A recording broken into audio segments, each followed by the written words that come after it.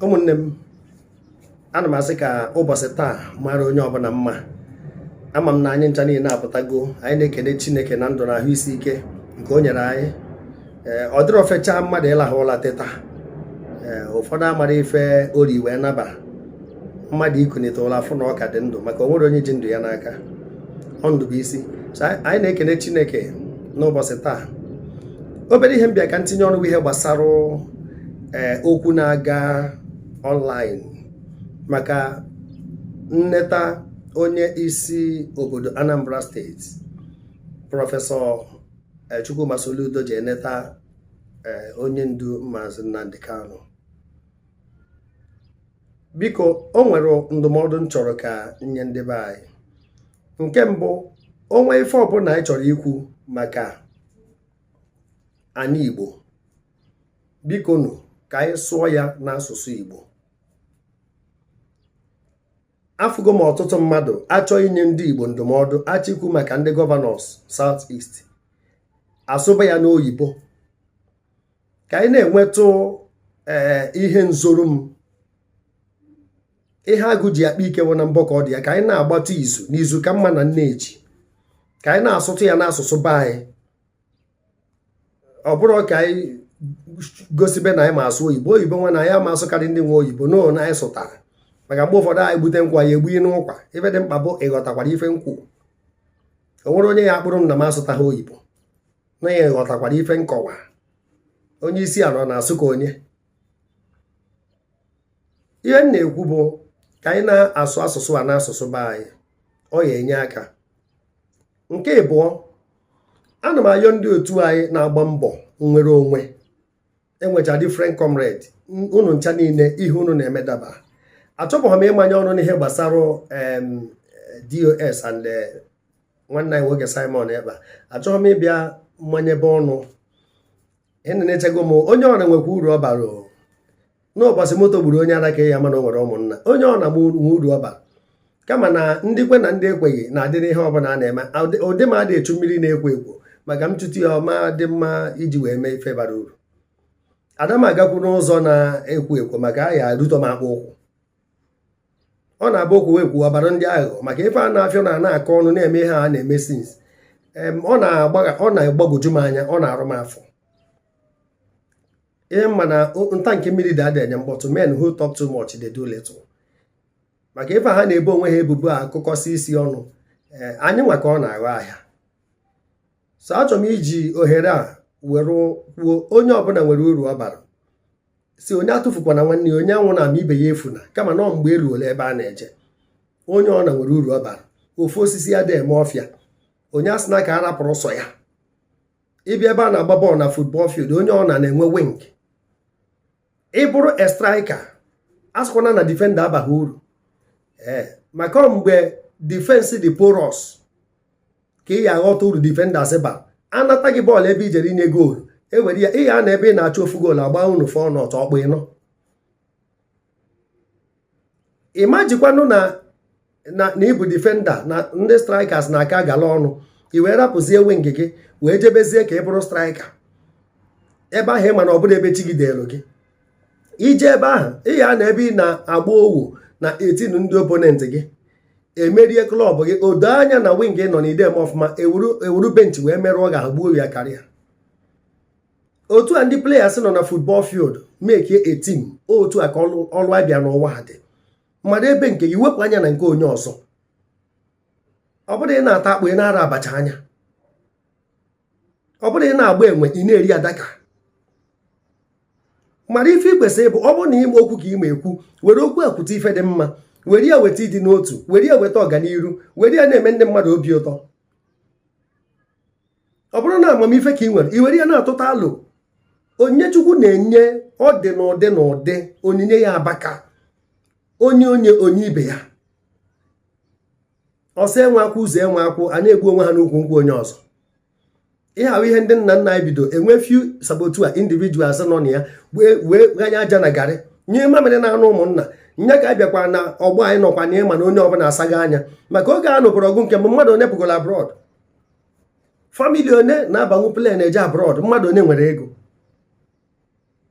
mana kịta ọtụtụ apụọ n'obodo oyibo full life ụwa dị very simple. Onye kenye ihe na nkọ n'anya ọ dị very simple.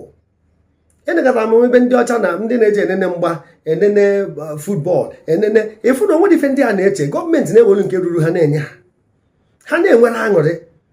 Gọọmenti a na-akpasịkwa nke dịrị ha na Joe Biden na-akpa witi na ndị Russia na-akpọtụ ụmụ okorobịa na-eje stadium gbasa ha ọrụ ha. Ndị gọọmenti na-alụ nke dịrị ha na-ewerekwa dia salary nyekwa ndị mmadụ nke dịrị ha. Onye ọ na-eketa oke na onyinye Chukwu nyere obodo. Mana ọsọ ba ya ka enwere ndị isi agbọ ncha, enwere ndị eriwe ma afọ ejughị, ndị fọmfoju akpa.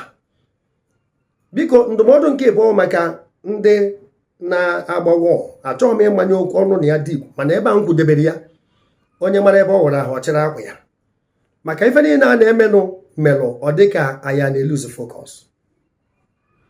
O nwere onye achọrọ nwere onwe, ọ gwụcha nọ onye enweghị ụbụrụ, maka o nwere ife dị ka nwere onwe. Slavery is not worth it at all.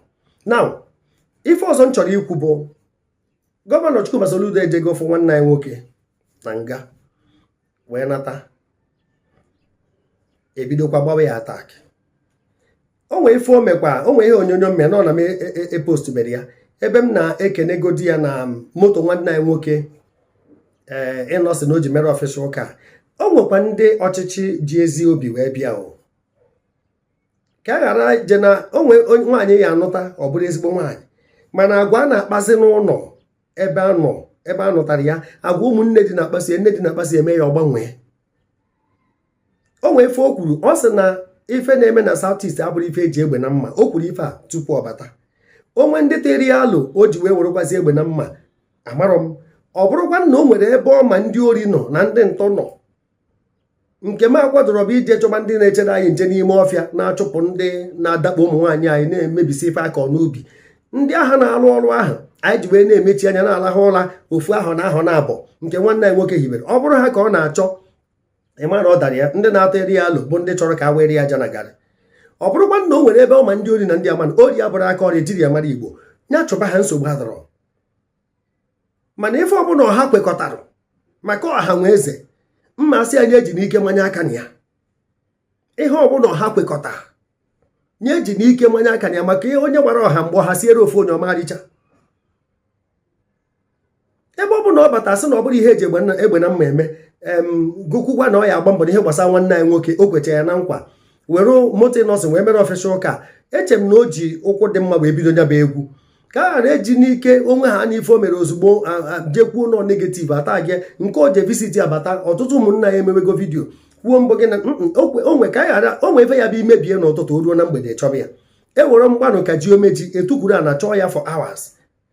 Mana ọ bụrụ na eji 5 minutes were nwa ya wee chọwa omeji ahụ, egwupụta anya bụ ji ahụ afọ ji fome ya fọkwuo onye na-akọ nri.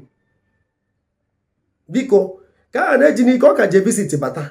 Anyị afụbọ pikchọ, ọ bụrụ doctor pikchọ, eziokwu na ọ dọrọ na vidio. Ka ndị ji ya n'ukwere ka eje see pikchọ ugwu ka akwanyere ya, maka ndị barista niile na-eje ebe ha sị na a na-atọsị ha ọgọdọ, ha yiri sọsọ bọksas je adịkwa ha were fonu banye. Mana ugwu ka akwanyere ya. Anyị fụgoro nwanne anyị nwoke ọnwụ na o nwee ife ọsị ha na-agbaba anyị na-ege ntị. So ife mma bụ na ife ọbụla ọha kwekọrịta otu ọha si na-achọ ka arapụ nwanne anyị nwoke, ọ bụrụ ha onye ọchịchị ọbụla kwụrụ na ya. Jee ihe ndị BBC Igbo jụrụ Ekpa Ayo Adebanjo, onye isi ndị Afenifere, na ife ajụ ya nwoke a wee kwukọta okwu ihe ọtụtụ ndị ọchịchị na ala Igbo enwere ike ikwu, ọtụtụ na ọha na eze enwere ike ikwu, ka nwoke a meghere ọnụ kwuo na ọ bụrụ na ejerọ ndị Igbo ọchịchị ya n'obodo a na-ekewa. Jee nene ya meghe ọnụ kwuo ya na ya nwa na ebe a nọ wee hibe ka a ga-esi wee bi n'obodo a. Onye dị 94 years. Onye ka gọvanọ na-achị Ebonyi steeti meghere ọnụ sị na ekpere ya dị ekpe bụ ka onye ọzọ ya chi obodo adịkwa ka onye nke na-achị achị. Igbo bụ Igbo na-anụkwa nka. Mana nke a bụ onye ofe mmanụ kwuru nke a na ọ bụrụ na enyere Igbo ọchịchị ya nọ mmegide ka a na-emegide ndị Igbo. Jee gee ya, mmegide ka a na-emegide ndị Igbo. Ekpa Ayo Adebanjo na ya na Osibanjo adịka ya na Tinubu ọhụ ụmụnne ya ka mana a na-emegide Igbo. Ke ndị gọvanọ na-enyekwu ya na n'Igbo, gọvanọ one ya emeghe ọnụ kwuo ya openly ebe ha na-achọ oche ha nọ na ya. Ụmụ gị nọ mma, gị nwa nọ mma, eneghị anya ịbụ bilonia according to ụfọdụ mgbe dị aha one ma one, ọ bụrụ ife a ka anyị na-ajụ. Akụzu ụmụnna ilo na-asị ya na ọ dịrị onye mma ya dịrị ibe ya, onye tabiri onye nwanne ya adịele nwanne n'afịa. Izu ka mma na nne eji, ife a na-ekwu okwu ya bụ kedu ka onye na ụmụnne ya si nọrọ. Ife dị na na-eme bụ injustice n'obodo a, anyị na-ege ntị ka unu gwuo okwu nne ka esi wee kpee Evans ikpe, obodo ga-ekpe ya bie. Mana e nwere onye ugwu na-atọ mmadụ a na-akpọ Wadume, anyị anụbụghị maka okwu ya ọzọ, nke ji 400 million wee sụọ afịa wee ruo tata ya mara ka esi wee kpede onye bụ ikpe. So nke a na-akpa ekpe ọsịsọ bụ ọbụrụ otu anyị pọpụ nọ kịta eje na kọt eproscribe go ha ndị gọvanọs amasta ụmụnne m ndị ọchịchị anyị unu na-akwụkwa n'anya n'ala, unu na-awere anyị aja na gari o. Ọ bụrụkwa na ife a na-achị kịta nọ mgbe achịchara ituo, maka ọtụtụ n'ime unu so na-ekpesa mgbe unu ababụghọ n'oche ahụ. Amụmụ nwere ife a na-aṅụ, amụrụ ụmụ nwere ife dị n'oche ahụ. Ụjọ bụ ụfọdụ banye ha hapụ ife akụrụkọba ọzọ. So ọ bụrụ na anyị na-ekwu okwu nwere onwe na-ata ịkwa ọnụ n'ihe gbasara 2023 a na-ekwu okwu ya, maka ọ bụrụ na onye nke anyị banye anyị ọkpọpụtagoro nwanne anyị nwoke ma ọ na ha ya akọba aka, mana ekpere m na ọ ya apụta nke taa nke echi. Mana onye nke anyị banye osogo n'ihe izu ọ ya ekwu, o kwesịrị inwe ebe anyị anọ kpaa nkata witi ndị apụtacha anụ. Onwe onye ọ dị anyị ka onye nwa ya bụ ebe ahụ ajụpụ ya kedu ihe ị nwere imere anyị. Agbakọchana m airport niile dị n'ala Igbo nwere nke federal gọọmenti tiri aka na ya. Ihe ndị a bụ ihe ndị ọchịchị kwesịrị na-ekpesa. Enwe ọrụ na-akwu okwu na abịa na South West kịta na South South efu na Yesu Wike na-abụọ na-ekwu a na-akpụ ya the Lion of gịnị nwa nọ na-etu ya aha. Ọ nọkwa onye na-ekwuchitezi ndị saịdị ahụ na ndị a dị ekwunu. Mana saịdị a ekwesịrị inwegodo ofu gọvanọ ya bụ ọpụta na-ekwu ndị ọzọ akwụrụ ya n'azụ. Ọ na-ekwu South East, ọ na-ekwu na-akpọ South East. Ọ bụrụ gọvanọ ruo na-agba gọvanọ wọ ihe a na-eme n'Imo steeti. Aka m na-ene anyị n'obodo ndị ugwu ka m fụ ebe gọvanọ na-abọ n'Imo steeti ma ọ sinetọ na-abọ na-egbusi ụmụnne ha, kpọbata ndị iro ndị agha abịa na-egbusi. Aka m na-ene anya ka m fụ ya. So biko nụ ife ndị a metụsịrị aka ka uche anyị dị ya. Ọsọsọ onye ala na-arụcha ụlọ ma ihe ọkụ, sọsọ onye ala na-arụcha ụlọ ma ihe ọkụ.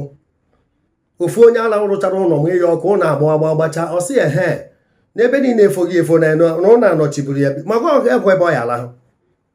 Mana ọ ma ihe ọkụ ọgba agbacha. Biko nụ ndị ọchịchị anyị ka anyị na-ekwu maka ọka ndị obodo dị ka ndị ọchịchị ha na-adị, ka ndị ọchịchị dị ka ndị ha na-achị na-adị. Mana Chukwu ama kwe ka m nwa dị ka ụfọdụ ndị ọchịchị anyị maka nke ha na-eme ọbarọ maka ifere na-ahapụzi onye gba ọtọ mebe onye yi akwa. Ụfọdụ na-ekwu okwu ada okwu ebe ọ ya aba mba ọma aba mba, o ruo ebe ọ ya akwụ ọtọ kwuo okwu o sekpuru ana daruo onye ndị na-eme ha eze.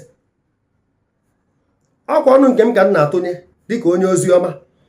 Ụfọdụ na-abịa ekwugharị okwu asịsị wepụ ọnụ na politiks, Chukwu na-ezi ndị ozi ya ozi ha jezie ndị ọchịchị maka ụmụ Chineke ka ndị ọchịchị na-achị. Onye ọchịchị abụghị nwa Chineke. Kama nọ eje na sentimental, eje na chọba nke gị, eje na kwa iri ka ikwu iri mmadụ, na-ekwu ya ka o si dị, na-ekwu ya ka obi Chukwu si dị. Ọ ife a ka Chineke chọọ. Ije na akwụkwọ nsọ efu na ndị niile mejọcha anụ mejọ ndị eze amara achị, Chukwu na-ezipụ ndị amụma, zipụ ndị ozi ọma jezie ha ozi. Na nke ị na-eme na ọ dabara ebe ọ na-adịsị nchọbụ na onye ozi ọma nwe ndị ọ na-eso nara envelopu mere nke abụ nke adabara. Ụfọdụ si azụ ụlọ wee bata na-agha ya na-ekposasị ife ha na-eme mkpokọnata ha na-eme mkposasị. So biko ụmụnne m ka anyị ghara eji n'iwu oke wee sonye ụlọ ọkụ, ka uche anyị dị ya, ka anyị nwee ike chọba ihe adị n'igwe enwede ihe a na-achọ, ka anyị ghara adana n'ala gbara aka aja. Biko sisa ihe onyonyo a, aha m bụ brọda Paul Chigbo. Ekpere anyị bụ ka Chineke zute anyị gbara anyị ọgụ wee nye anyị nwere onwe. Ọ bụrụ ma ala nkwa anyị eru ala ekwe na nkwa, o ya edebe anyị ndụ nye anyị ahụ isi ike. Nke onye na-eme dị mma nya gazieri ya ka emesịa. Visit our YouTube channel God's Agenda TV to watch all our inspirational videos. Remember to hit the notification button, subscribe, like and share. God's Agenda Production. Your soul is our target. Agenda Production.